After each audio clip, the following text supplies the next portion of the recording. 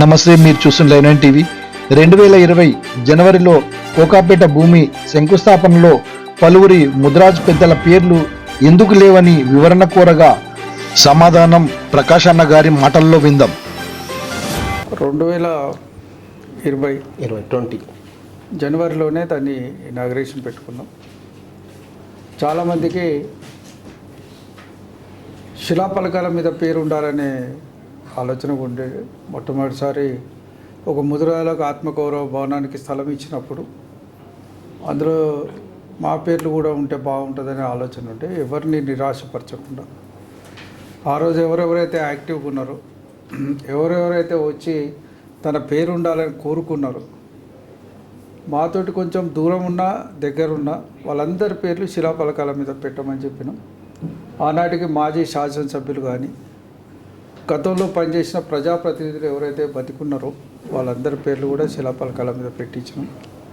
అయితే ఒక శిలాపలకం సరిపోలే మాకు, రెండో శిలాపలకం కూడా దాని పక్కనే వేయించి రెండు కూడా మంత్రులతోటి ఆవిష్కరించినట్టు చేసినాం. న్యాయంగా కొంతమంది మేము పిలిస్తే చాలా బ్రహ్మాండమైన రెస్పాన్స్ వచ్చింది. ఆ రోజు ఒక మాజీ శాసనసభ్యుడు సోదరుడు ఆకుల రాజేందర్ లాంటి వాళ్ళు సాధారణంగా వారిని ఎప్పుడు ఎవరు జనరల్గా ఇన్వాల్వ్ చేస్తారు, కొన్ని సందర్భాల్లో చేసేది. వారిని మేము ప్రత్యేకంగా రమ్మని పిలిచినాం. ఆయన వచ్చి చెక్ బుక్కే తీసుకొచ్చిండు. ఆయన ఆ రోజు ఎంత డబ్బులు రాయాలి చెప్తే రాసి ఇచ్చిపోతాను. మేము పని ప్రారంభించేటప్పుడు డబ్బులు అడుగుతాం. ఆయన ఇప్పుడు ప్రభుత్వ నిధులతో మొదలుపెట్టే కార్యక్రమం ఇది. మేము నిధులు అడిగేటప్పుడు మీ దగ్గరకు వచ్చి అడుగుతాం, సాయం చేయండి అని చెప్పి రిక్వెస్ట్ చేసినాం. చాలామంది వచ్చి స్వచ్ఛందంగా అనేక ప్రాంతాల నుంచి వచ్చిన వాళ్ళు కూడా మేము తప్పనిసరిగా భవన నిర్మాణానికి అంతో ఇంతో మేము కూడా కొంత డబ్బులు జమ చేసిస్తామని చెప్పి హామీలు ఇచ్చిపోయిన వాళ్ళు చాలామంది ఉన్నారు. ఇది జరిగిన కొద్ది రోజులకే, ఇది ఫస్ట్ మంత్ అయింది, బహుశా 6వ నెల ఆ ప్రాంతం, 6-7వ నెలలో రాజేందర్ గారి టీఆర్ఎస్ పార్టీ నుంచి పోవడం మాకు ఇష్యూ మొత్తం డైవర్ట్ అయిపోయింది. అయినప్పటికీ కూడా మేము కొంత భవన నిర్మాణాన్ని ఎందుకంటే మాకు 2 శాఖలు. ఒకటేమో ఈ డ్రాయింగ్ చేయాల్సింది ఒక సంస్థ, ఆల్రెడీ కన్సల్టెన్సీకి ఇంజనీరింగ్ సంస్థ వాళ్ళకి అప్పచెప్పింది. ఇంజనీరింగ్ సంస్థ విద్యాశాఖ కింద ఉన్న ఒక డెవలప్మెంట్ ఇంజనీరింగ్ సంస్థ, అది ప్రభుత్వంది. వాళ్ళు దీన్ని కన్స్ట్రక్షన్ టేకప్ చేయాలి. న్యాయంగా మనతో కన్సర్న్ ఉన్న శాఖ బీసీ మంత్రిత్వ శాఖ, ఇదో మూడో శాఖ. ఇన్ని శాఖల మధ్య సమన్వయంతో మనం పనిచేసుకోవాల్సిన అవసరం ఉంటుంది. అయినప్పటికీ మేము ఏం చేసినామంటే ఆ డ్రాయింగ్స్ అన్నింటినీ తీసుకొని ప్రభుత్వానికి సబ్మిట్ చేసినాం. ఫస్ట్ ఇంజనీరింగ్ డిపార్ట్మెంటు ఆర్కిటెక్చర్ దగ్గరికి వచ్చినాక వాళ్ళు వెరిఫై చేసి వాళ్ళు సంతృప్తి పొందిన తర్వాత వాళ్ళు ఏం చేసారంటే బీసీ కమిషనర్కు పంపిస్తారు అఫీషియల్గా. అయితే వాళ్ళు సంతృప్తి పొందిన తర్వాత నన్ను అడిగేళ్ళు వాళ్ళు, ఇప్పుడు మీరు లెటర్ రాయండి సార్, అప్పటిదాకా మేము సంతృప్తి పడేదాకా మీరు రాయకూడదు, ఆర్కిటెక్చరల్ డ్రాయింగ్స్ మాకు వస్తాయి మీకు రావు కదా అంటే మేము ఆగినాం. 2021లో అధికారికంగా నేను లెటర్ రాసిన. ఏమని రాసింది? మాకు ఇన్ని ఫ్లోర్లు కాదు, ఇన్ని ఫ్లోర్లు కట్టుకుంటాం, అవసరం అత్యధిక, మాకు అనుమతి ఇవ్వండి. మీ 5 కోట్ల రూపాయలలో కూడా ఇంత వరకు పని చేసుకుంటాం, అక్కడ నుండి 5 కోట్లకు ఇంత పని అవుతుంది, ఆ పని చేయడానికి కూడా అనుమతి ఇవ్వండి మాకు. అఫీషియల్ ఏదైతే 5 కోట్ల పని జరుగుతుందో పోర్టికో ఫంక్షన్ హాల్కు పని జరిగేది, అప్పుడు అంచనా వేసినాం మేము, ఈ పార్ట్కు పని అవుతుంది, ఆ పని చేయడానికి అనుమతి ఇచ్చి మీరు ఈ పనులకు ఇవ్వండి అని చెప్పి నేను ఒక లేఖ వాళ్ళకు 4/11/2021లో రాసినాను. దానికి గవర్నమెంట్ కూడా రెస్పాండ్ అయ్యి ప్రాసెస్ చేసి ఒక జియోనే జారీ చేసింది ప్రభుత్వం. ఏమని జియో నెంబర్ 6 ఏమి ఇచ్చిందంటే, మీరు 6+1 గ్రౌండ్ ప్లస్ 6 ఫ్లోర్స్ నిర్మాణం చేపట్టి 7 ఫ్లోర్లు మీరు కట్టుకోవడానికి ప్రభుత్వం మీకు అనుమతిస్తున్నది. అన్ని అనుమతులు జిహెచ్ఎంసీ అనగా గవర్నమెంట్ అనుమతిస్తున్నది. న్యాయంగా గవర్నమెంట్ అనుమతి ఇచ్చినాక మనకు మిగతా అనుమతులు పెద్ద అవసరం లేదు. దానికి సంబంధించిన జీవో తీసుకోవడం అనేది వెరీ వెరీ ఇంపార్టెంట్ ఆస్పెక్ట్. ఇది ఇమ్మీడియట్గా మనం జియో వచ్చింది మనకు మూడో నెలల జియో రాగానే దీనికి సంబంధించిన డిజైన్స్ మరి ఆ గ్రౌండ్ ఫ్లోర్కి సంబంధించిన డిజైన్స్ అయితే అప్రూవ్ చేయించుకోవాలి. లీగల్ ఎందుకంటే ఈ స్ట్రక్చర్లో ఈ డిజైన్స్ మారిపోయినాయి. గతంలో ఉన్న డిజైన్స్ వేరు, ఈ స్ట్రక్చర్కు ఉన్న డిజైన్ వేరు. ఈ డిజైన్ వాళ్ళు డిజైన్ చేసి స్ట్రక్చరల్ మన కన్సల్టెన్సీ కంపెనీ డిజైన్ చేసి జేఎన్టీతో వాళ్ళు వెరిఫై చేయించాలి. దాన్ని జేఎన్టీ సర్టిఫై చేయాలి. ఈ డిజైన్స్ మంచిగా ఉన్నాయని వాళ్ళు వెరిఫై చేసి మన చేతికి ఇచ్చినప్పటికీ 2-3 నెలలు పట్టింది. 2021-22 జియో వచ్చిన తర్వాత 2 నెలల్లో వాళ్ళు దాన్ని చేసి ఏం చేసిందంటే పాత కాంట్రాక్టర్ ఎవరైతే 25,000 స్క్వేర్ ఫీట్ కట్టడానికి టెండర్ వేసిన పాత కాంట్రాక్టర్ ఎవరైతే ఉన్నారో ఆయననే పిలిచి మధ్యలో ఆయనతోటి అగ్రిమెంట్ కూడా చేసి ఆయన పని చేయమని చెప్పి వర్క్ స్టార్ట్ చేయమని చెప్పింది. ఓకే, ఆయన దగ్గర డిసెంబర్ వరకు గుంజేయండి కానీ పని చేయలేదు. ఎందుకు లేట్ అయింది సార్? మీరు చూసుకోలేదా? మేమే రెగ్యులర్గా పర్సూ చేస్తున్నాము. అతను మాజీ R&B ఎస్సీగా పనిచేసి రిటైర్ అయిన అతను. ఓకే, ప్రభుత్వ సర్వీస్ నుంచే పోయిండు. కపిల్ కన్స్ట్రక్షన్ అని పెద్ద కంపెనీ అది. ఓకే, లీగల్గా ఆయనని ఎన్నిసార్లు అడిగినా కూడా ఏవో బిల్స్ సరిగ్గా వస్తలేవు. ఇప్పుడు నా మ్యాన్ ఫోర్స్ ఇంకొక సైట్లో ఉన్నది, అది వచ్చే వరకు కొంచెం టైం పడుతుంది. ఇట్లా రకరకాల కారణాలు చెప్తూ కాలం ఎట్లా తీసుకుంటూ పోయాడు 2022లో. అయితే ఆయనకు మా చివరికి హామీ ఇవ్వడానికి ఆ రోజు ఆర్థిక శాఖను చూస్తున్న హరీష్ రావు గారితో కూడా చెప్పించినాం. అఫీషియల్గా డబ్బులకు ఇబ్బంది లేదు, నీ బిల్లు వస్తే 3 రోజులలో బిల్లు క్లియర్ అవుతుంది అని కూడా చెప్పించినాం. అయినప్పటికీ కూడా ఆయన డిసెంబర్ వరకు ఈ రేట్లు 2018 వేసిన నాకు రివైజ్డ్ రేట్లు కావాలి, అప్పటికిప్పటికి మారినాయి అని రకరకాల కారణాలు పెడితే మిగతాలతో చేయించినాం మేము అట్లా పని. మీకు ఇవ్వడానికి వీల్లేదని చెప్పి వీళ్ళు అనుడు. ఎందుకంటే ఈ శాఖ ఒక పక్కకు, దీని మంత్రిత్వ శాఖ ఒక పక్కకు, మనకు ల్యాండ్ ఇచ్చింది బీసీ వెల్ఫేర్. ఈ అంతా రకరకాల సమస్యలతో ఏమైంది 2022 9th 10th మంత్ వరకు కూడా పని చేయకపోతే వాళ్ళు టర్మినేట్ చేశాం. అఫీషియల్గా ఆయన టర్మినేట్ చేశాం. 2022లో టర్మినేట్ అయింది. టర్మినేట్ అయిన వర్క్ మళ్ళీ మనం స్టార్ట్ చేయాలి, మళ్ళీ లీగలైజ్ చేయాలి దాన్ని. టర్మినేట్ అయితే ఆయన ఫార్మాలిటీస్ ఉన్నాయి విపరీతంగా, నియమ నిబంధనల ప్రకారమే ఉంటుంది కాబట్టి దాన్ని ఆయనకు కావాల్సిన డిపాజిట్ రిటర్న్ చేయమని చెప్పుడు. మేము కూడా పోయిన మనకి ఇబ్బంది ఏమున్నది, ఈ మెజర్మెంట్స్ తీసుకున్నాడు, లెక్క చేసుడు, ఇవన్నీ చేసుకోవడానికి మళ్ళీ 1-2 months టైం పట్టింది. ఈ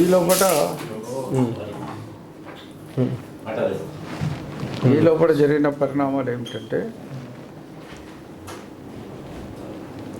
ఇప్పుడు మధ్యలో ఒక పరిణామాలు జరిగినాయి. ట్రస్ట్ నిర్మాణం ఎప్పుడైంది సార్? ట్రస్ట్ చెప్తా. ఈ ట్రస్టులు చేయడానికి ప్రభుత్వం ఒక సర్క్యులర్ ఇష్యూ చేసింది. అన్ని రిజిస్టర్డ్ సంఘాలకు ఒక సర్క్యులర్ ఇన్విటేషన్. ట్రస్ట్ ఏర్పాటు చేసుకోమని. ట్రస్ట్ అని కాదు కానీ సొసైటీ ఉమ్మడి సంఘంగా మీరు ఏర్పడండి అని. ఉమ్మడి సంఘం అంటే సార్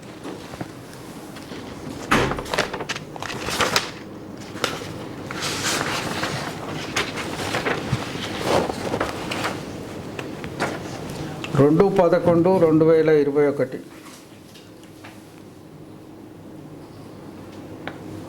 అలాట్మెంట్ ఆఫ్ ఆత్మగౌరవ Bhavan land to respective cost state level 1 సంఘం అసోసియేషన్ సొసైటీ. అంటే ఎన్ని సంఘాలు ఉన్నా ఒక సంఘం ఏర్పడి నిర్మాణం. గవర్నమెంట్ శాంక్షన్డ్ 41 ఆత్మగౌరవ Bhavan's to various BC cost.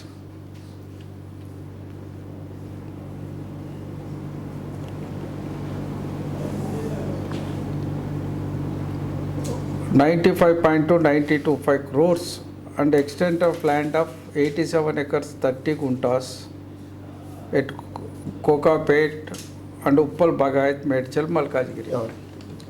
It is decided to allot the land for construction of Atmagaurav Bhavanam as per the desire of the communities Yes.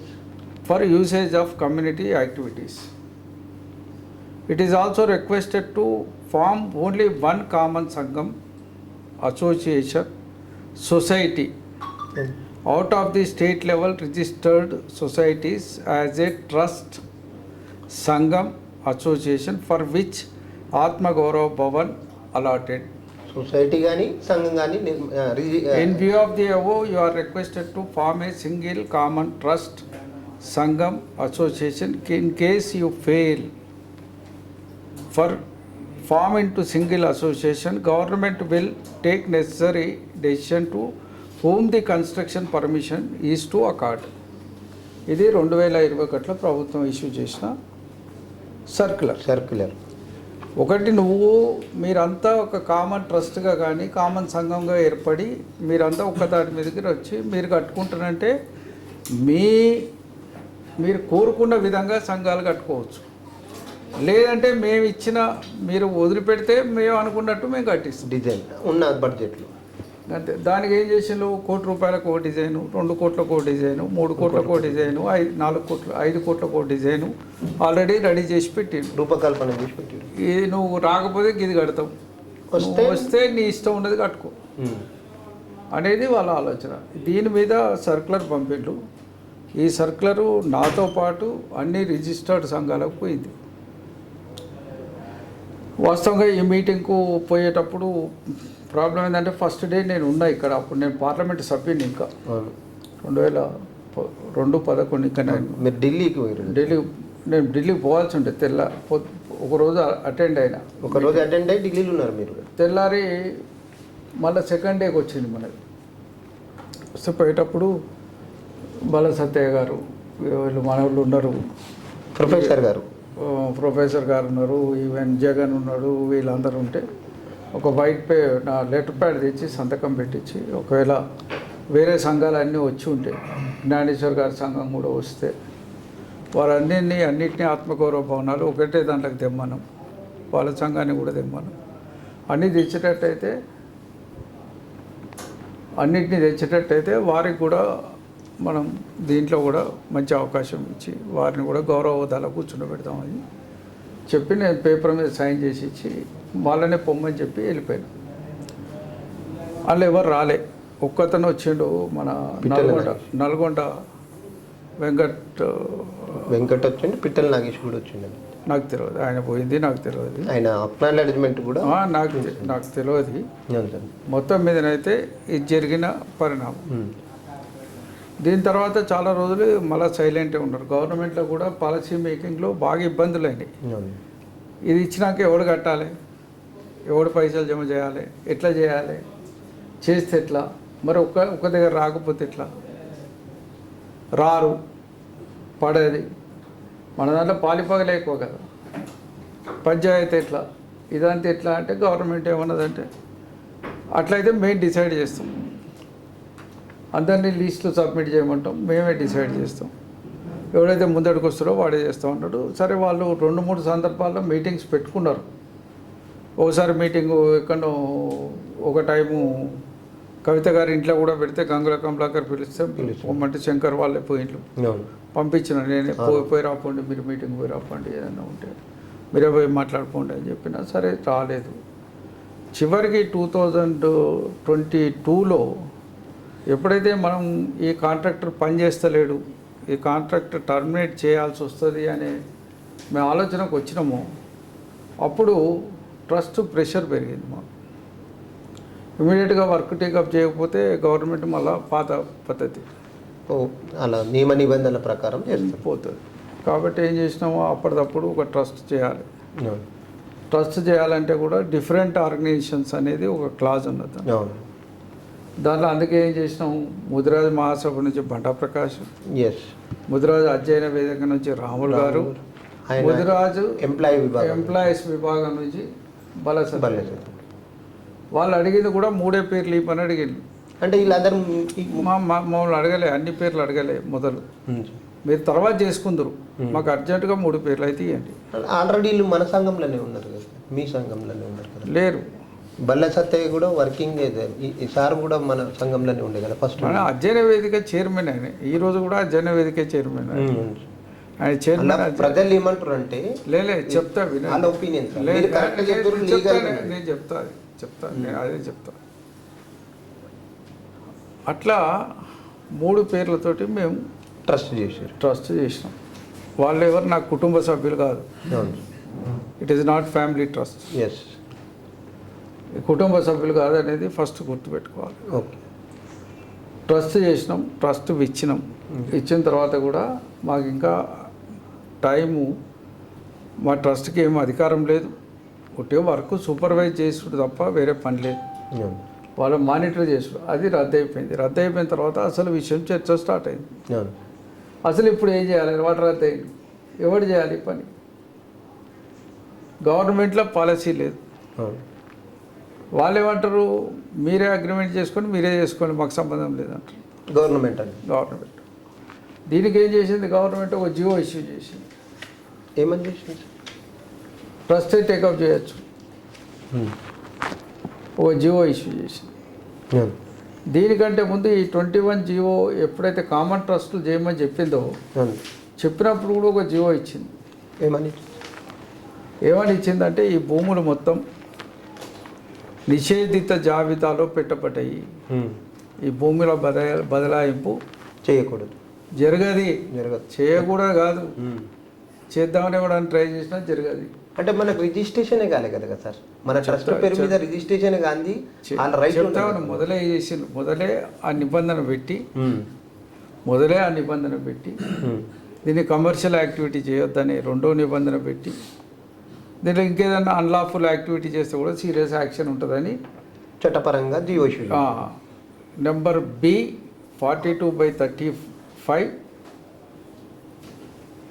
2018/3 memo number dated 21/4/2022. ఇది ఫస్ట్ నిషేధిత జాబితాలో పెడుతూ ఫస్ట్ ఇది ఇచ్చిన తర్వాత కొన్ని సంఘాలకు మొదలు పేపర్లు ఇచ్చేసాం. ఆ సంఘాలు కొన్ని రిజిస్టర్ అయ్యి వస్తే, మనకంటే ముందే చాలా సంఘాలు రిజిస్టర్ అయినాయి. మనమే లాస్ట్కు రిజిస్టర్ చేసుకున్నాం. మేము లాస్ట్ ఫేజ్లో పోయినాం. వాళ్ళు ఏం చేసేయాలంటే ఇక లాస్ట్కు అప్పటికి నేను స్టేట్కి వచ్చేసిన. ఆల్మోస్ట్ ఆల్ నేను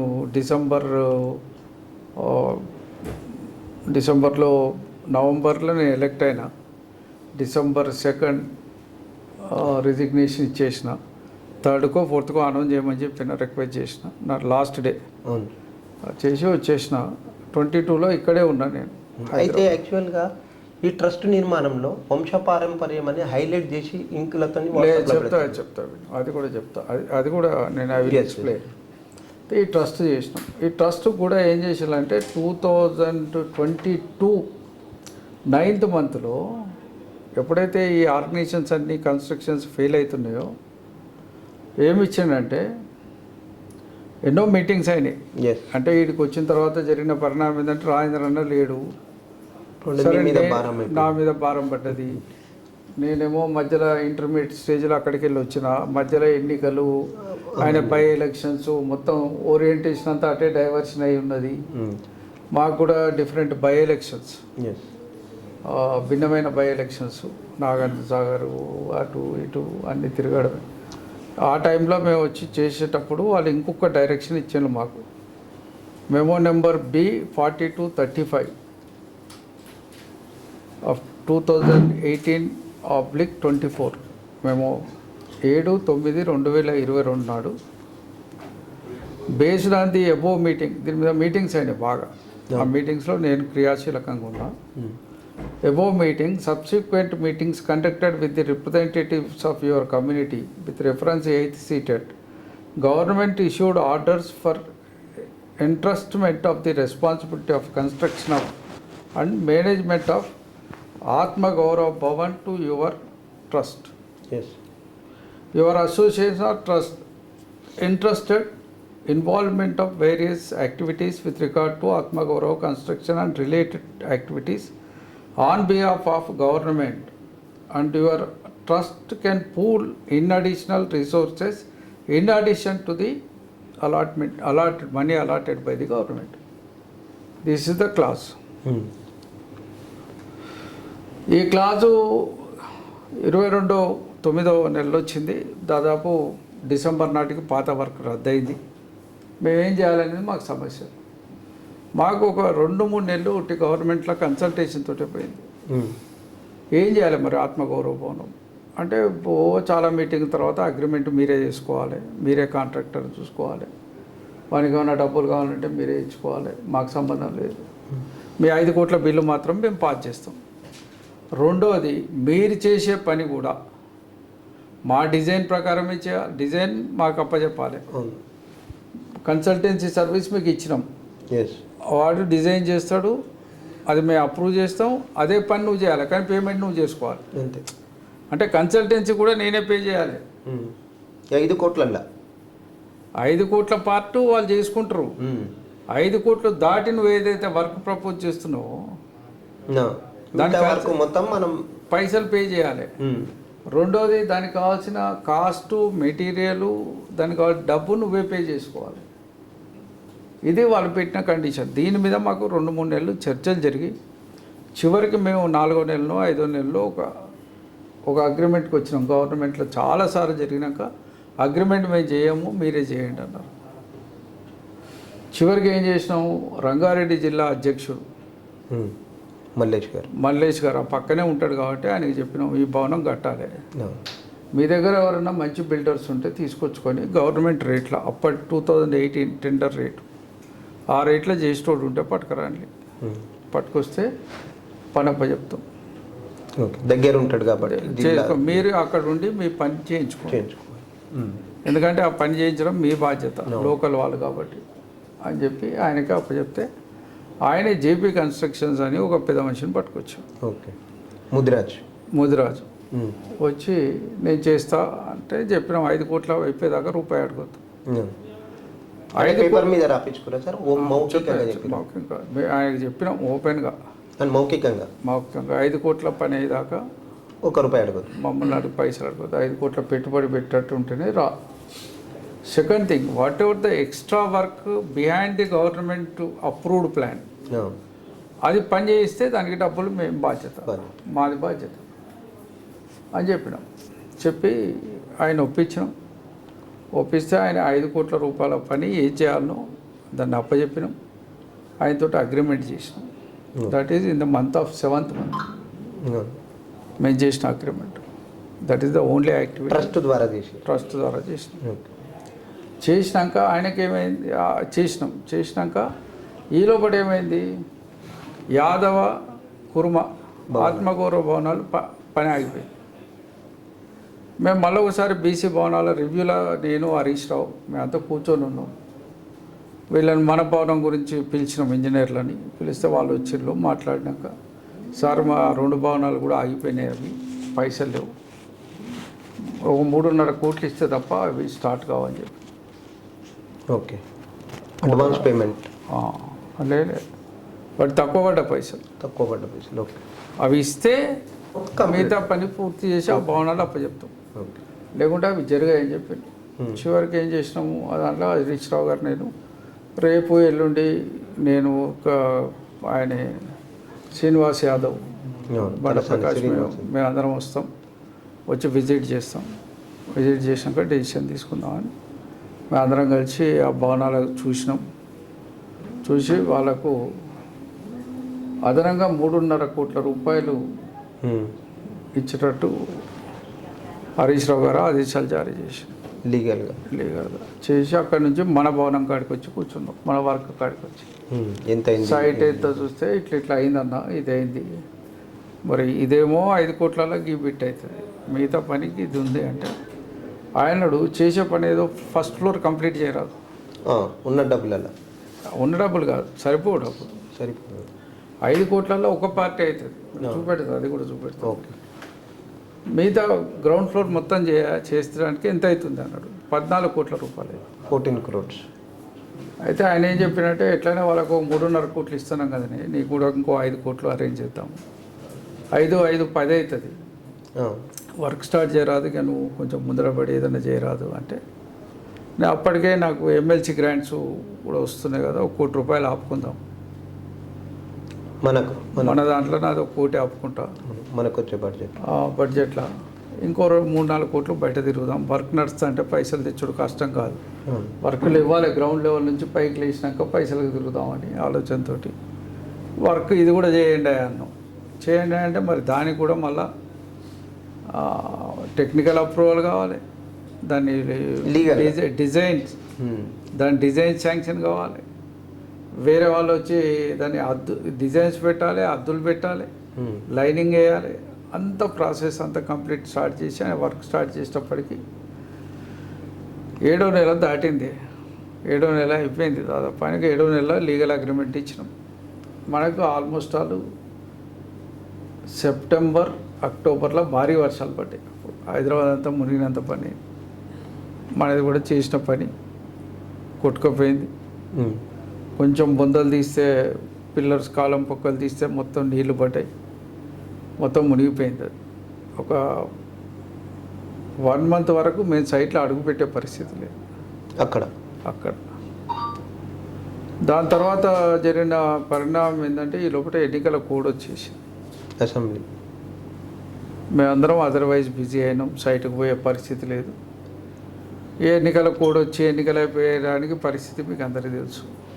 ఎన్నికల కోడ్ అయిపోయి కాగానే ఫస్ట్ రద్దు చేసింది స్పెషల్ డెవలప్మెంట్ కింద ఈ రాష్ట్రంలో ఎన్ని నిధులైతే కేటాయించబడ్డాయో అన్నిటినీ రద్దు అన్నారు. అన్ని రద్దు. దాంట్లో ఆత్మగౌరవ భవనాల పైసలు కూడా రద్దయింది.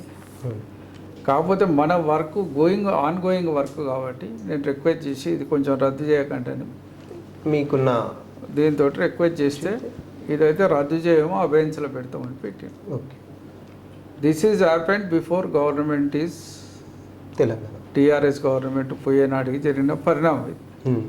ఇక టీఆర్ఎస్ గవర్నమెంట్ పోయినాక ఈ 2.5 సంవత్సరాలలో ఆత్మగౌరవ భవనాలకు గవర్నమెంట్ పైసలు ఇచ్చేది లేదు, కట్టించేది లేదు, కట్టినోడికి పైసలు ఇచ్చేది లేదు. ఇది పరిస్థితి. ఈ పరిస్థితులలో మేము ధైర్యం కానీ సాహసం కానీ చేయలేదు. ఎప్పుడైతే భవనం ఎక్స్పాన్షన్కు పోతామో అప్పుడు మాకు నిధులు అవసరం, దాతలు అవసరం, ట్రస్ట్ కూడా ఎక్స్పాన్షన్ అవసరం. జిల్లాల వారీగా మేము ఒక టార్గెట్ పెట్టుకున్నాం. అప్పుడు కూడా ఒక మాట ఏమనుకున్నా అంటే, నేను చాలామంది మిత్రులతో కూడా షేర్ చేసుకున్నాం. జిల్లాకు ఒక 100 మందిని గుర్తించి 1 లక్ష రూపాయలు ఇచ్చేటోళ్ళు వాళ్ళ దాతలుగా గుర్తించి వాళ్ళకి ఇంత చాలువ కప్పి ఫోటో దిగి ఛాయ్ తాగి వాళ్ళ అమ్మ పేరు మీద ఏదో ఒక పేరు మీద మన నిధులు సేకరించి వాళ్ళ శిలాఫలకాల పేరు మీద పెట్టాలి. లేదంటే ఇంకా అంతకంటే ఎక్కువ ఇస్తే వాళ్ళ దాతలకు కూడా ఒక డిజిగ్నేషన్, లేదంటే ఒక రూమ్ కట్టిస్తే ఆ రూమ్ పేరు పెట్టాలి. ఇట్లా ఒక హాల్ కట్టిస్తే హాల్కు వాళ్ళ పేరు పెట్టాలి. అట్లా దాతల్ని సేకరిద్దాం అనేది ఒక డిజైన్ తయారు చేసి, దీనికి lot of man power is required. దీనికి అందరు మంది కావాలి. ఇదేదో 1, 2, 3 పోయి చేసే పని కాదు. మొత్తం కులం మొత్తం ఇన్వాల్వ్ అయితే తప్ప ఇది అయ్యే పని కాదు. కాబట్టి దీనికి వైడర్ కన్సల్టెన్సీ తోటి చేద్దామన్న ఆలోచనతో మేము ఆపినాం తప్ప ఇంకో ఉద్దేశం అయితే మాకు ఏం లేదు. రెండోది ఏంటంటే గవర్నమెంట్ కాన్సెప్ట్ కూడా మొదటి నుంచి కులం అంతా ఒక్క తాటి మీదకి వచ్చి మీరు పని చేసుకోండి అని ఇచ్చింది. వాళ్ళు కోరింది ఏంటిది? మేమోలా పేర్కొన్నారు. జనరల్గా వాళ్ళు మొదటి నుంచి రిక్వెస్ట్ చేసేది ఏంటంటే, మీ కులం ఐక్యంగా అండి, ఒక్క దగ్గర రండి, మీరు మీ భవనాలు మీరు కట్టుకోండి. ఇప్పుడు మనకు రాష్ట్రం వస్తే ఆ కాన్సెప్ట్ కొద్దీ ఇది డెవలప్ అయింది. ఎందుకంటే మేము 2017లో కుల సంఘాలతో మీటింగ్లు అయిన పర్యవసనం ఏమిటంటే, అన్ని కులాలకు ఆత్మగౌరవ భవనం కావాలి. ఈ ఆత్మగౌరవ భవనం అనేది ఒక సంఘానిది కాదు, ఒక వ్యవస్థది కాదు. కాకపోతే ఏంటంటే దీంట్లో కొంత స్వార్థం ఉంది ముదిరాజ్ మహాసభ. ఎందుకు ఉంది అంటే, ఈ సంఘానికి జీవో తెచ్చింది ముదిరాజ్ మహాసభ కాబట్టి ముదిరాజ్ మహాసభకు కొంచెం దీంట్లో పాత్ర ఉండాలని కోరుకున్నాం మేము మొదటి నుంచి కూడా. కోరుకున్నప్పుడు అందరినీ కలిపి కోరుకున్నాం. దీంట్లో ఇయాటి వరకు కూడా దీంట్లో ఇంచు అడుగు ముందటి పడకపోవడానికి అనేక కారణాలు ఉన్నాయి. దీంట్లో ఇలా కుటుంబ భవనం చూపెట్టి మన భవనం గురించి మాట్లాడటానికి, మరి కుటుంబ భవనం లాగానే నేను ఒప్పుకుంటే ఇలా ముదిరాజ్ భవనం కూడా 25,000 స్క్వేర్ ఫీట్లు అయిపోయేది. ఇలా నువ్వు ఫంక్షన్ హాల్ ఉండకపోయేది. నీ దాంట్లో ఫంక్షన్ నీకు కుటుంబ భవనం, యాదవ భవనం ఒక్కొక్కటి 25,000 స్క్వేర్ ఫీట్. అవును. కానీ నువ్వు కట్టబోయే భవనంలో ఒక్క ఫ్లోర్ 38,800 స్క్వేర్ ఫీట్. ఓకే. ఒక్క ఫ్లోరే. అవును. నీ ఒక్క ఫ్లోర్ వాడి భవనం కంటే ఎక్కువ. సార్ ఇప్పుడు ఇప్పుడు మీరు చెప్పింది స్పష్టంగా ఆధారాలతో నియమ నిబంధనలతో నీకు ప్రభుత్వం ఎట్లుంటుంది, ఏం సంగతి ఏంది అనేది మంచిగా వివరించి అయిపోయింది. ఈ కాంగ్రెస్ గవర్నమెంట్ అయిపోయిన తర్వాత ముదిరాజ్ కార్పొరేషన్ ఏర్పడింది. కార్పొరేషన్ చైర్మన్ బొర్రా జ్ఞానేశ్వర్ గారు ప్రతి ఇంటికి తిరిగి దండం పెట్టుకొని అందరం కలిసిపోదామన్న నేపథ్యంలో ఇది ఉత్పన్నమైంది. మీ దగ్గర కూడా వచ్చారు, మీ దగ్గర కూడా మాట్లాడారు, మీరు కూడా మంచి మనసుతో పోదామన్న వ్యక్తితో చేశారు. ఈటల రాజేందర్ దగ్గర పోయారు, మంత్రి గారి దగ్గర పోయారు, ప్రతి సంఘాన్ని దగ్గర పోయి ఒక తాటి మీదకి తీసుకొచ్చినప్పుడు ఇప్పుడు ఇవన్నీ నియమ నిబంధనల ప్రకారం ఇంత అయిపోయింది. ప్రజెంట్ ఏమంటారు అంటే ప్రజలల్లా తెలంగాణ ముదిరాజులు అత్యధికంగా ఉన్న ముదిరాజులు ఇంటికి ఒక 50 రూపాయలు 100 రూపాయలు ఇచ్చినా 100 కోట్లు అవుతుంది. అలాంటి నేపథ్యంలో నేనేమంటున్నంటే ఇప్పుడన్నా కూర్చొని అన్ని సంఘాలని ఏకంగా చేసేసి తెలంగాణ ముదిరాజు మహాసభ తెచ్చిన నేపథ్యంలో ఇది కుల సంఘం కాబట్టి ముదిరాజులకు ఇది ఆత్మగౌరవం లెక్క ఉంటుంది కాబట్టి అందరినీ కూర్చోబెట్టి ఇంట్లో 5 ఉండాలని ఒకరు, 3 ఉండాలని ఒకరు, 10 మంది ఉండాలని ఒకరు, 20 మంది ఉండాలని ఒకరని ఇది చేసేసి దీన్ని రచ్చ చేస్తున్నారు సార్. ఒక్క మాట నేను చెప్తా. మొదట గవర్నమెంట్ ఇచ్చిన సర్క్యులర్లో కూడా ఒక పదం పాడింది,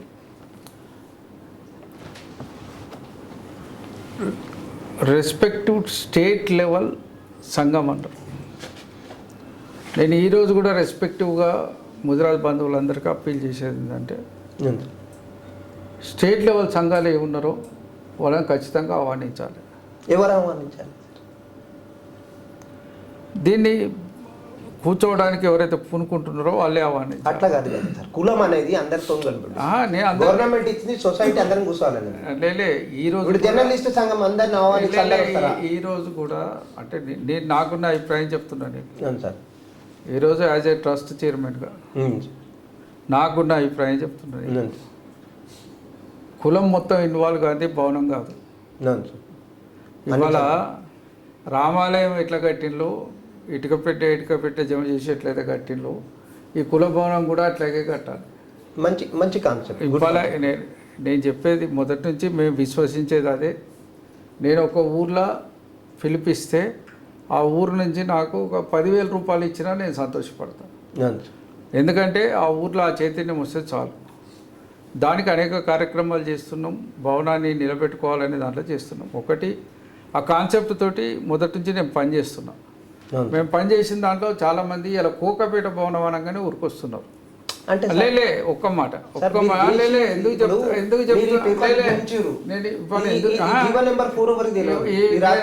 ఇప్పటికీ నేను చెప్తున్నా.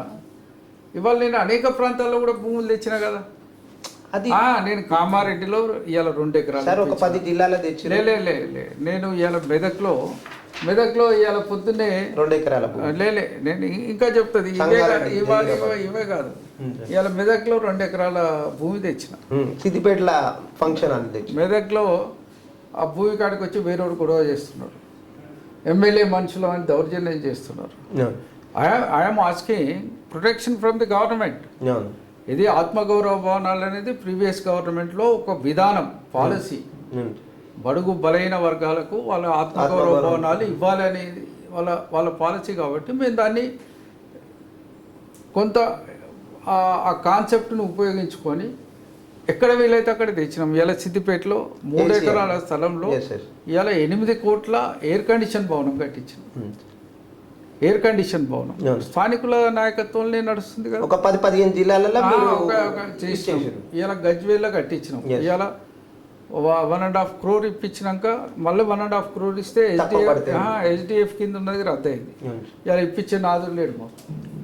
ఇవాళ మెదక్ల, సంగారెడ్డిలో, జైరాబాద్లో, సిరిసిల్లల, కామారెడ్డిలో, ఇవాళ హుజురాబాద్లో, కొడంగల్లో కూడా ఇప్పించిన. నేను కొడంగల్లో ఎకరం 18 గుంటలు ఇప్పించిన, 75 లక్షలు ఇప్పించిన. ఇవాళ మహబూబ్ నగర్ భవనానికి ల్యాండ్ ఉంది కాబట్టి 3 కోట్ల రూపాయలు టెండర్ పెట్టించిన, HDF కింద రద్దు చేసింది.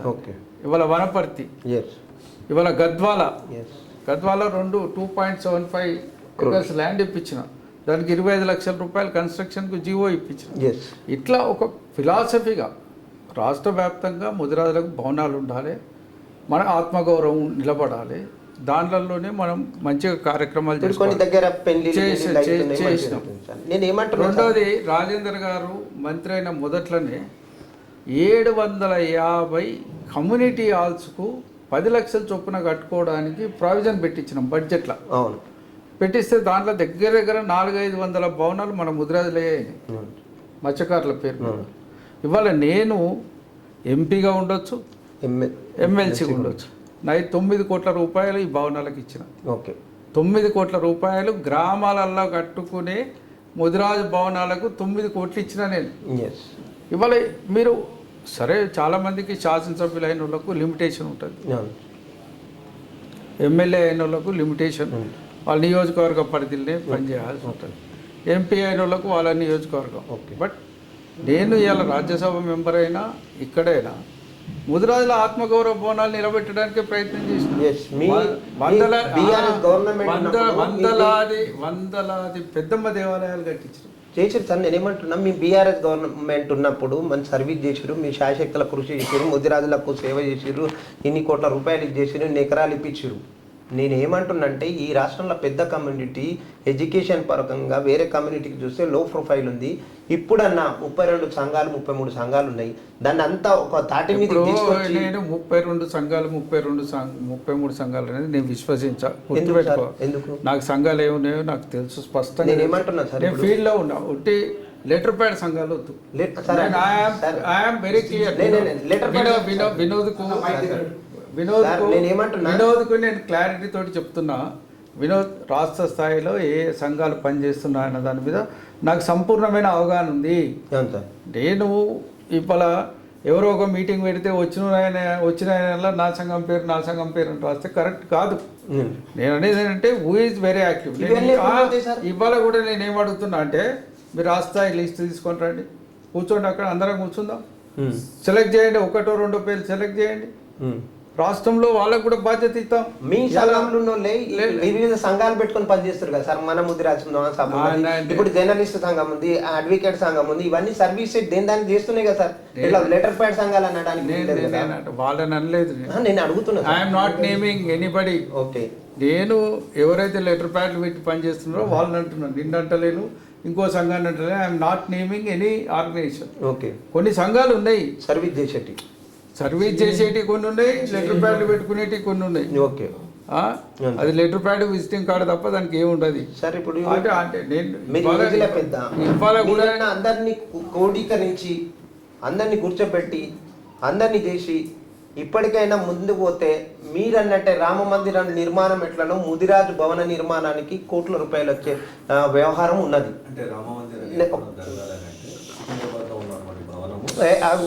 అన్న ఒక్క నిమిషం, మేమేమంటున్నామన్న, ఇప్పుడు ఏజీల పెద్ద, మీకు అనుభవం ఉంది, 32 సంవత్సరాలు కాంగ్రెస్ పార్టీలు ఉన్నారు, మీకు ముఖ్యమంత్రి తెలుసు, అందరు తెలుసు, అందరికంటే మంచి బాధ్యత గల వ్యవహారం చేసిరు, ఇన్ని సంఘాలు కట్టిరు, ఇది చేసిరు. ఇప్పుడు మీ గవర్నమెంట్ లేనప్పుడు కాంగ్రెస్ గవర్నమెంట్లో ఒక చైర్మన్ అనేది ఒక ముదిరా సంఘం నుంచి ఏర్పడ్డది. ఆ బుర్ర జ్ఞానేశ్వర్ గారు కష్టపడి అందరినీ కోఆర్డినేషన్ చేస్తున్నారు. ఆయనను కూడా మీరు స్వాగతించారు, ఇది చేసి చేద్దామంటారు.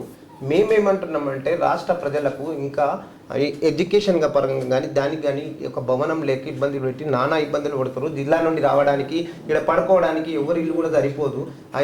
అనేక సమస్యలున్న నేపథ్యంలో మై అంబుల్ రిక్వెస్ట్, తెలంగాణ జర్నలిస్ట్ ఏం కోరుకుంటుందంటే, మీరందరూ కలిసి ఈ వారమా 10 రోజుల్లో ఒక సంఘం అందరు కూర్చొని పెద్ద మనస్తత్వంతో మీరు పని ప్రారంభిస్తే రామ మందిరం కన్నా ఎక్కువ పైసలు వచ్చే ఇది ఉంటుంది. మనం మీకు ఇంకో విషయం కూడా క్లారిఫై చేయాలి. మీరు సరే ప్రశ్నలు లేవని ఎత్తినారు, మేము అందరితో కలిసి పనిచేయడానికి మాకు ఎక్కడ ఇబ్బంది లేదు, ఎవరితోటో ఇబ్బంది పడే అవకాశం కూడా లేదు. రెండవది ఏంటంటే, మీరు అన్నట్టు అపోహలు సృష్టించడం అనేది చాలా ఈజీ, నిర్మాణాత్మకమైన కృషి చేయడం చాలా కష్టం. Those are different. మీరు ఎక్కడైతే ఒక మాట ఇంతకుముందు చెప్పినారు, ఏదో ఫ్యామిలీ అని అదని పెట్టుకున్నారు, వాస్తవంగా ఒక వర్డ్ ట్రస్టులు ఏర్పాటు చేసేటప్పుడు ట్రస్ట్లో కొన్ని క్లాజెస్ ఉంటాయి, ఎస్, నియమ నిబంధనలు ఉంటాయి. నియమ నిబంధనలలో ఒకవేళ హెరిడిటరీ రైట్స్, ఎస్ వారసత్వ హక్కులు అని రాస్తే నా వారసులకు హక్కు ఉంటుంది. ఎస్. కానీ ఇది వారసత్వ హక్కులు అనే పదం కానీ వారసత్వం అనే కానీ ఎక్కడ లేదు. మీకు అయితే కార్పొరేషన్ వాళ్ళు మెమో లే- ఇష్యూ చేశారు మీ సంఘానికి, ఎట్లా ఇష్యూ చేశారు సార్? ఇష్యూ చేసింది కూడా తప్పు, అది రాసినాం వాళ్ళకి తప్పు అని. ఏమని ఇష్యూ చేశారు? తప్పు అని రాసినాం. Okay. ఎందుకు తప్పు అంటే ఈ ట్రస్ట్ ఎవడైతే ఏర్పాటు చేసినాడో sir, writer, author of the trust, ట్రస్ట్కి అతనికి ఏమన్నా అయితే ఈ ట్రస్ట్ కావాల్సిన మిగతా ఫుల్ఫిల్మెంట్ ఎవరు చేయాలి అనేది దాంట్లో ప్రశ్న. ఇది ఏదో ప్రమాదాలు సంభవించినప్పుడు మాత్రమే. ఎస్. దానికి ఏంటంటే వీళ్ళకి కూడా బాధ్యత ఉంటుంది అంటే రాసిన వాడు. అంటే మిగతా సంఘాలు లేదు కదా సార్? లేదు, బెస్త భవనం కానీ అనేక దాంట్లో ట్రస్టులలో లేదు కదా? 100 సంఘాలలో చూపెడతా. ఇది ఏంటంటే అంటే ఇది నేను పెట్టింది కాదు, ఇది టైప్ చేసేటప్పుడు వాడు ఫార్మెట్లు చేసేటప్పుడు చేస్తుంటారు వాళ్ళు. ఆ ట్రస్ట్ ఫార్మెట్లలో కొడతారు వాళ్ళు. అది కొట్టినప్పుడు ఎక్కడో ఆ గ్యాప్లో వచ్చి ఉంటుంది తప్ప ఇంటెన్షనల్లీ కావాలని ఉద్దేశపూర్వకంగా చేసింది కాదు. దానికి ఏం చెప్పినాం అంటే ఏదైనా ఆబ్జెక్షనబుల్ ఉంటే ఇమీడియట్గా మారుస్తామని చెప్పినాం. మార్చేసినాం కూడా. మీరు ఆల్రెడీ మేడ్ ఇట్ చేంజ్ చేస్తుంది కదా సార్? చేసేసారు కదా సార్? నేను అంబుల్ రిక్వెస్ట్ ఏమంటే చేంజ్ ఇట్ సార్. నేను అంబుల్ మీ అనుభవము, మీ రాజకీయ ప్రాధాన్యత, తెలంగాణ ముద్రాజ్ మంది సభకు చేసిన సహాయము, మీరు ఒక సాయం కాదు బాధ్యత, సాయము బాధ్యత, ఇవి రెండు కూడా ఇద్దవుతుంది. ఇంకా చేపల చెరువుల్లో కూడా మీరు చేసిరు, కష్టపడి ఫైళ్ళు తీసుకొని మోసుకపోయిన రోజులలో నేను చూసిన ఇది చేసిన. నేనేమంటున్నా అంటే అది గతం. మీరు లెక్క ప్రకారం, పద్ధతి ప్రకారం ఏ ఇయర్లో ఏం జరిగిందని కులంకషంగా చెప్పారు సార్. నేనేమంటున్నా ఇప్పుడు ఉన్న సంఘాలను మీరు ఒకరు ఏమన్నా ముగ్గురు ప్లేస్ అంటారు, కొంతమంది 5 మంది అంటారు, కొంతమంది 25 మంది అని మంత్రి గారి దగ్గర పోయి ఫైరోల్ చేసుకునే స్థాయికి వచ్చేసింది. మళ్ళీ దీన్ని మీరు ఎట్లా చేస్తారు? ఈటల రాజేందర్ గారు ఒక 5 నెంబర్లు ఇచ్చినట్టు మంత్రి గారు అంటే నాకు ఈటల రాజేందర్ తెలియదు, బండ ప్రకాష్ తెలియదు, వీళ్ళకి తెలియదు, ఒక్క నిమిషం ఎవరు తెలియదు. ట్రస్ట్ మెంబర్లనే ఎవరు తీసుకుంటారు, ఎట్లా తీసుకుంటారు? 25 మందితో ఎట్లా చేస్తారు? ఈ రాష్ట్రంలో ఇంత పెద్ద కమ్యూనిటీ ఉన్నప్పుడు ఒక వర్డ్ ట్రస్టులు ఏర్పాటు చేసేటప్పుడు ట్రస్ట్లో కొన్ని క్లాజెస్ ఉంటాయి, నియమ నిబంధనలు ఉంటాయి. నియమ నిబంధనలలో ఒకవేళ హెరిడిటరీ రైట్స్, వారసత్వ హక్కులు అని రాస్తే నా వారసులకు హక్కు ఉంటుంది. కానీ ఇది వారసత్వ హక్కులు అనే పదం కానీ వారసత్వం అనే కానీ ఎక్కడ లేదు. మీకు కార్పొరేషన్ వాళ్ళు మెమో ఇష్యూ చేశారు మీ సంఘానికి, ఎట్లా ఇష్యూ చేశారు సార్? ఇష్యూ చేసింది కూడా తప్పు, అది రాసినాం వాళ్ళకి తప్పు అని. ఏమని ఇష్యూ చేశారు? తప్పు అని రాసినాం. ఎందుకు తప్పు అంటే ఈ ట్రస్ట్ ఎవడైతే ఏర్పాటు చేసినాడో sir, writer, author of the ట్రస్ట్కి అతనికి ఏమన్నా అయితే ఈ ట్రస్ట్ కావాల్సిన మిగతా ఫుల్ఫిల్మెంట్ ఎవరు చేయాలి అనేది దాంట్లో ప్రశ్న. ఏదో ప్రమాదాలు సంభవించినప్పుడు మాత్రమే. దానికి ఏంటంటే వీళ్ళకి కూడా బాధ్యత ఉంటుంది అంటే రాసిన వాడు. అంటే మిగతా సంఘాలు లేదు కదా సార్? లేదు, బెస్త భవనం కానీ అనేక దాంట్లో లేదు కదా? 100 సంఘాలలో చూపెడతా. ఇది ఏంటంటే ఇది నేను పెట్టింది కాదు, ఇది టైప్ చేసేటప్పుడు వాడు ఫార్మెట్లు చేసేటప్పుడు చేస్తుంటారు వాళ్ళు. ఆ ట్రస్ట్ ఫార్మెట్లలో కొడతారు వాళ్ళు. అది కొట్టినప్పుడు ఎక్కడో ఆ గ్యాప్లో వచ్చి ఉంటుంది తప్ప ఇంటెన్షనల్లీ కావాలని ఉద్దేశపూర్వకంగా చేసింది కాదు. దానికి ఏం చెప్పినాం అంటే ఏదైనా ఆబ్జెక్షనబుల్ ఉంటే ఇమీడియట్గా మారుస్తామని చెప్పినాం. మార్చేసినాం కూడా.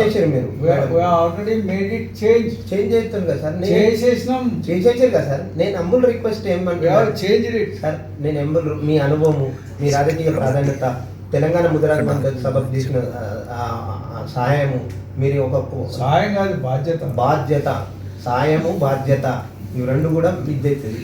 ఇంకా చేపల చెరువుల్లో కూడా మీరు చేసిరు, కష్టపడి ఫైళ్ళు తీసుకొని మోసుకపోయిన రోజులలో నేను చూసిన ఇది చేసిన. నేనేమంటున్నానంటే అది గతం. మీరు లెక్క ప్రకారం, పద్ధతి ప్రకారం ఏ ఇయర్ ఏం జరిగిందని కులంకషంగా చెప్పారు సార్. నేనేమంటున్నా ఇప్పుడు ఉన్న సంఘాలను మీరు ఒకరు ఏమన్నా ముగ్గురు ప్లేస్ అంటారు, కొంతమంది 5 మంది అంటారు, కొంతమంది 25 మంది అని మంత్రి గారి దగ్గర పోయి ఫైరోల్ చేసుకునే స్థాయికి వచ్చేసింది. మళ్ళీ దీన్ని మీరు ఎట్లా చేస్తారు?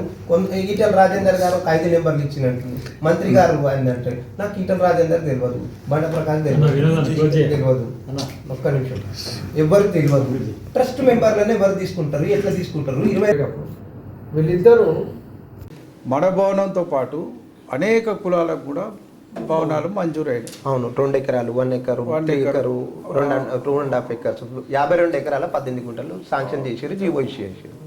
అనేక కులాలకు చేశారు. ఇది ఎప్పుడు జరిగింది?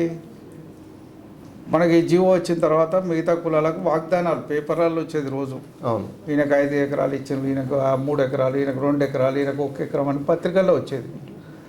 కాకపోతే నాకు సలహా ఇచ్చిన పెద్దలు చంద్రశేఖరరావు గారు ఉన్నారు, మాజీ మంత్రివర్యులు.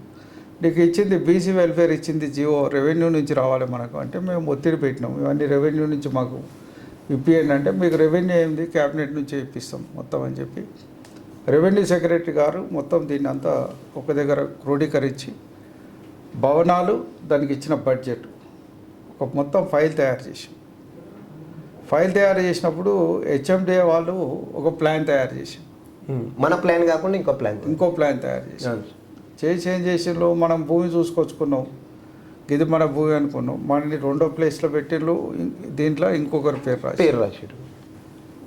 రాస్తే దానికోసం కూడా నాకు తెలియగానే పోయి వెంబడిపడి కూర్చోండి రెవెన్యూ సెక్రటరీ గారిని, బీసీ వెల్ఫేర్ సెక్రటరీ గారిని ఇద్దరిని కన్విన్స్ చేసి క్యాబినెట్ పోయే ఫైల్లో మనకు కావాల్సిన మార్పులు చేసుకొని నెంబర్ 1 ప్లాట్ ముదిరాజులు, మిగతా వాళ్ళు ఎవరైనా పోనీ అని చెప్పి నెంబర్ 1 ప్లాట్ మనకు వచ్చేటట్టు క్యాబినెట్ పోయే ఫైల్లో కూడా మార్పులు చేయించి పంపించినాక ఇది కన్స్ట్రక్షన్ వర్క్ స్టార్ట్ చేస్తామనే ఆలోచన వచ్చినప్పుడు ఇది రాజేంద్ర గారి దృష్టికి తీసుకుపోవడం జరిగింది. ఆనాడు రాజేంద్ర గారే బీసీ భవనాలన్నిటికీ క్రియాశీలకంగా ఉన్నారు, వారి ఆదేశాల మేరకే భవనాలకు ఫండ్స్ కానీ ఏది కానీ ఇష్యూ అయినాయి. రాజేంద్ర గారు ఏం చేసేయాలంటే ఈ భవనం మనకేం సరిపోతుంది, 25,000 స్క్వేర్ ఫీటు, ఇంకా 3 ఫ్లోర్లు కడితే దీంట్లో ఫంక్షన్ హాల్ కూడా లేదా, మన వాళ్ళకు ఏదైనా పిల్లలు ఉండడానికి హాస్టల్ పరిస్థితి కూడా లేదా, ఇది కరెక్ట్ కాదు. ఇది మళ్ళా సోషల్ వెల్ఫేర్ హాస్టల్ కథకే తీసుకొస్తాను దీన్ని. మీరు 5 ఎకరాలు తీసుకొచ్చి ఈ భవనం కట్టుకుంటే తప్ప అని ప్లానింగ్ మంచిగా కట్టుకుంటే బాగుంటుంది కదా అనేది వారి ఆలోచన. వారు చెప్పిన తర్వాత మన ముదిరాజు పెద్దలందరినీ వారి ఛాంబర్లో పిలిచిన అందరినీ పిలిచి మాట్లాడినాక ఏం చేస్తే బాగుంటుంది, ఎట్లా చేస్తా అంటే అందరూ ఎవరికి తోచింది చెప్తే ప్రొఫెసర్ రావుల్ గారికి చెప్పి బాధ్యత తీసుకొని రావుల్ గారు అందరినీ అభిప్రాయాలు క్రోడీకరించి మీరు ఒక రిపోర్ట్ తయారు చేయండి, చేసి మన ముద్రాలకు ఏమైతే బాగుంటుందో అందరి అభిప్రాయాలు చేసుకొని బాగుంటుంది అంటే వారు అందరి అభిప్రాయాలు తీసుకొని ఇక 2019 నుంచి మెత్తిప్పల పడితే 2020లో కూడా నడిచింది. అది దాదాపు వారు ఒక 3-4 మంత్స్ అందరినీ కన్సల్ట్ చేసి వారు ఒక రిపోర్ట్ సబ్మిట్ చేశారు. ఆ రిపోర్ట్ ప్రకారం ఇది అఫీషియల్ సార్, ఓన్లీ ఇది మా ఇంటర్నల్ అఫీషియల్ ఏంటంటే పేపర్ ప్రకటించిన తర్వాత అందరినీ పిలవలేదని అభిప్రాయం ఉన్నది. లేదు ఎందుకంటే పిట్టల నాగేశ్వర ఒక రిప్రజెంటేషన్ ఇస్తే ఆయన పక్క పెట్టిరని ఒక అభిప్రాయం చెప్తున్నారు. తప్పు ఆయన రిప్రజెంటేషన్ ఇచ్చేంత ఎప్పుడు రాలేదు. ఆయన ఎందుకు ఇచ్చిన రిప్రజెంటేషన్ ఆయన సొంతంగా స్వయంగా అక్నాలెడ్జ్మెంట్ కూడా ఉంది అని చెప్తున్నారు. ఎవరికి ఇచ్చింది? ఆ డిపార్ట్మెంట్లు ఇచ్చి పేపర్ ప్రకటన ఇచ్చిన తర్వాత మమ్మల్ని విలువలేదన్నారు. అదొక చెప్తా అది వేరే విషయం చెప్తా. విను, అది సెకండరీ మ్యాటర్. నేను చెప్తా, అది కూడా చెప్తా మీకు. ఒకటి ఏమిటంటే దీని తర్వాత రాజేందర్ గారు చెప్పిన తర్వాత జరిగిన పరిణామాలు ఏంటంటే డిజైన్స్, ప్లాన్స్ వారు చెప్పిన దాని ప్రకారం లెక్క తీస్తే ఏమొచ్చింది, మనకు ఒక 600 మంది బాలబాలికలు అంటే బాయ్స్ అండ్ గర్ల్స్కు విద్యాపరంగా వాళ్ళకు మనం ఇక్కడ వసతులు కల్పించాలి, హాస్టల్ వసతి కానీ కల్పించాలి. దాంట్లో కొద్దిమందికి నిరంతర శిక్షణ కార్యక్రమాలు చేయాలి. మనమే చేయాలి. స్కిల్ డెవలప్మెంట్స్ కావచ్చు, మిగతా కావచ్చు, కంపెనీస్ తోటి టైఅప్ చేయాలి, గవర్నమెంట్ స్కీమ్స్ని మనమే అడాప్ట్ చేయాలి. సెంట్రల్ గవర్నమెంట్ అదే టాస్క్ కావచ్చు, స్కిల్ డెవలప్మెంట్ మినిస్ట్రీ కావచ్చు, వాళ్ళతోటి కూర్చుంటే మనం మాట్లాడి వాళ్ళకి ట్రైనింగ్ ఇచ్చి ప్లేస్మెంట్ కూడా ఇప్పించాలి మనం అనే ఆలోచనతో అన్నీ మాట్లాడిన తర్వాత వారు చేసిన రిపోర్ట్ మీద మేము అది మళ్ళీ ఆర్కిటెక్ట్గా అందజేసినాం. ఆర్కిటెక్ట్ రఫ్ ప్లాన్స్ వేయడానికి కూడా 3 నెలల టైం పట్టింది. రఫ్ ప్లాన్స్ తయారు చేయడానికి కూడా దాని స్కీమ్ మొత్తం వాళ్ళు మొత్తం దీని మీద వర్క్ చేసి వాళ్ళు ఏం చేసిందంటే మొత్తం మీకు టెంటేటివ్గా 7 ఫ్లోర్లు అవుతున్నాయి ఇది మీరు ఇచ్చినవన్నీ 7 ఫ్లోర్లు అవుతాయి. దీంట్లో క్లాస్ రూమ్స్ ఉంటాయి, ఫంక్షన్ హాల్ వస్తుంది, 600 మంది పిల్లలకు ఎడ్యుకేషన్ సిస్టమ్ కానీ ఉంటుంది, 200 మంది అమ్మాయిలు 400 మంది అబ్బాయిలకు మీ దాంట్లో పెట్టుకోవచ్చు, అకామిడేషన్ ఉంటుంది. లేదంటే కొంచెం అటు ఇటు తగ్గించి పెంచుకోవచ్చు అని వాళ్ళు పెట్టినారు. ప్రతి ఫ్లోర్లో డైనింగ్ హాల్ ఉండాలి, ఎవరు వాళ్ళు డిస్టర్బ్ కాకుండా ఉండాలని ఉద్దేశంతో ఆ ప్లానింగ్ నేను చూసిన సార్. డిజైన్ చేసిన తర్వాత గ్రామీణ ప్రాంతాల నుంచి వచ్చే వాళ్ళకు కూడా మనం అవసరమైతే డార్మిటరీస్ పెట్టాలి, రూమ్లు ఇవ్వాలి, అవసరమైతే ఇంకా ఎవరైనా పేమెంట్ చేసే కెపాసిటీ ఉంటే వాళ్ళకి ఏసీ రూమ్లు కూడా ఇవ్వాలి అని చెప్పి అన్నిటినీ కలిపి డిజైన్ చేయడానికి వాళ్ళకు కొంత టైం తీసుకున్నారు.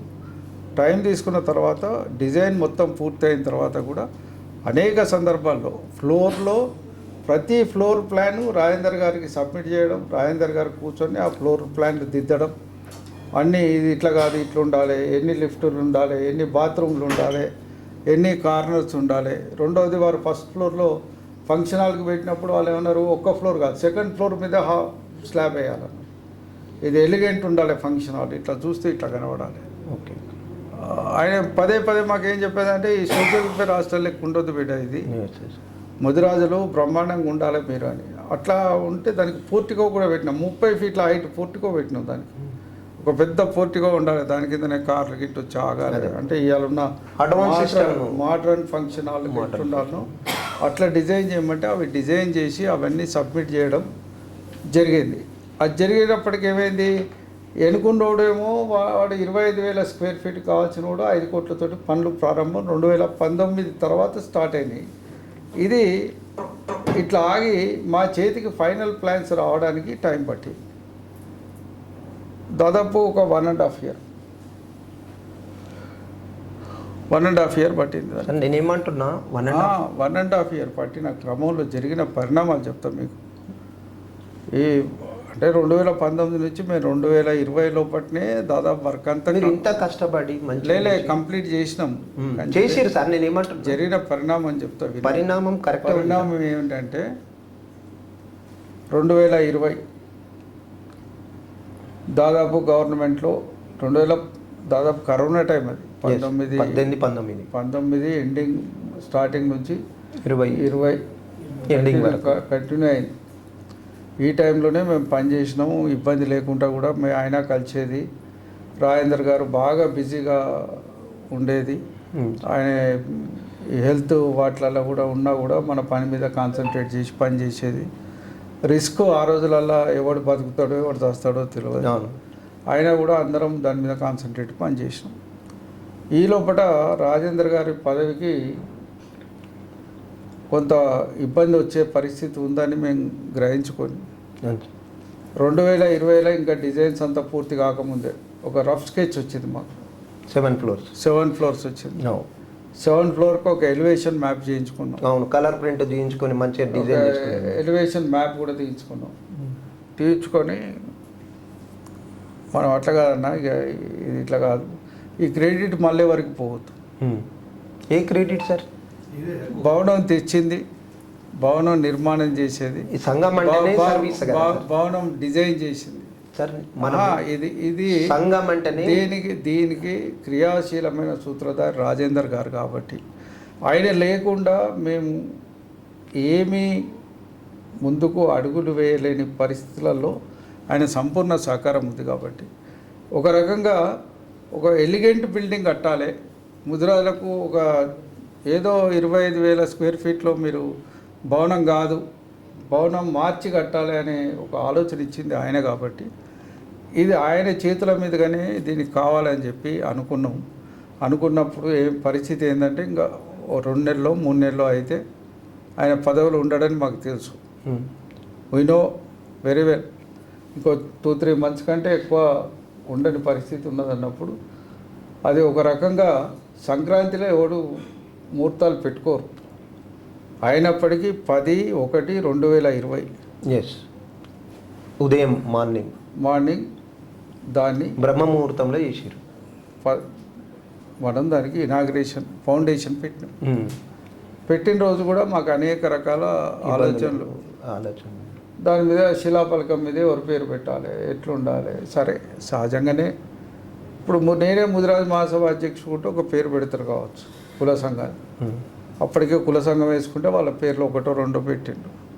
దీంట్లో ఎవరి పేరు పెట్టాలంటే ఎవరికి వాళ్ళు ఆడ పైరవీలు చేసుడు, నా పేరు పెట్టు అని అడుగుడు, వాళ్ళు డ్రాఫ్ట్ పంపు. అంటే ఒకటి ఇది ఉంది సార్, తెలంగాణ ముదిరాజ్ మహాసభల్లో ఓన్లీ వాళ్ళ పేర్లు వేసుకొని 2 ఇది చేసిండ్రు, మిగతా వాళ్ళు పని చేయనట్ట లేకపోతే కులపోలు కానట్ట అని అడుగుతురు సోషల్ మీడియా.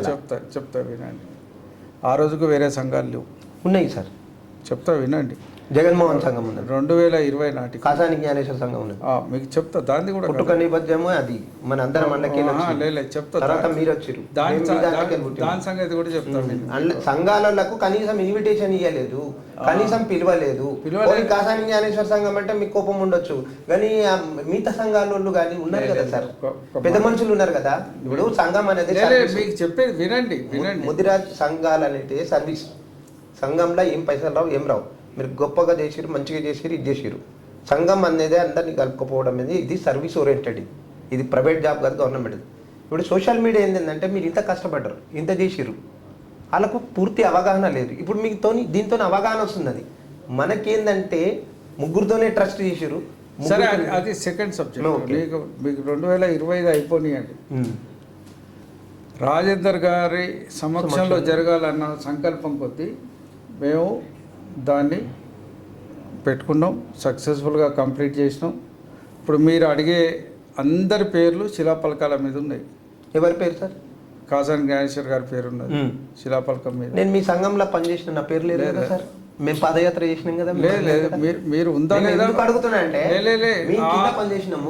ఒక్క మాట చెప్తా వినోద్, వ్యక్తిగతంగా ప్రశ్న వద్దు, వ్యక్తిగతంగా ఎవరెవరైతే అక్కడికి వచ్చి మేము పాదయాత్ర చేసినాం.